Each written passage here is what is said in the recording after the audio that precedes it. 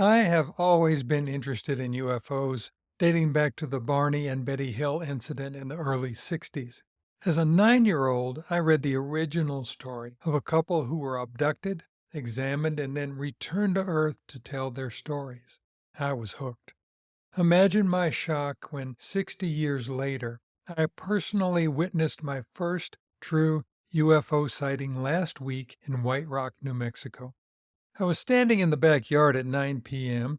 The sun had gone down, the moon hadn't come up yet, a perfect night for watching stars, when about 3 inches above the western horizon, what I thought was a small jet trail appeared. As Steve, Dana, and I stood and watched, the trail expanded, got brighter, and broke off into smaller, spherical segments, trailing each other in the shape of an earthworm's body. The train of dozens of spheres arched through the sky, headed east until they reached a point about a third of the way above the eastern horizon. One by one, the train seemed to disappear into a black hole, or a wormhole, is what I was thinking. We were so awestruck, all we could say was, "What the hell was that?"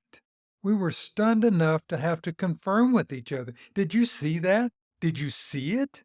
The sight was that unbelievable. I immediately came inside to search live news sources. There was no way that the rest of New Mexico would not have seen this. There was nothing, nada, no mention at all of anything even remotely similar to what we had seen. When I woke up the next morning, there was a text from Dana. Her husband knew exactly what it was.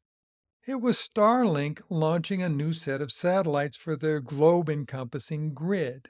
The sight we saw was the release of dozens of satellites from a single launch that fly in formation around the Earth for a couple days before they are deployed to their programmed location.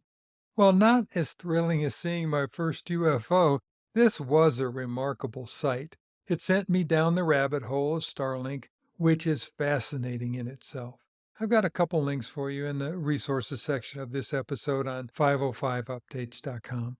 I still haven't given up my desire to see a real UFO, but what I did see gave me such a thrill.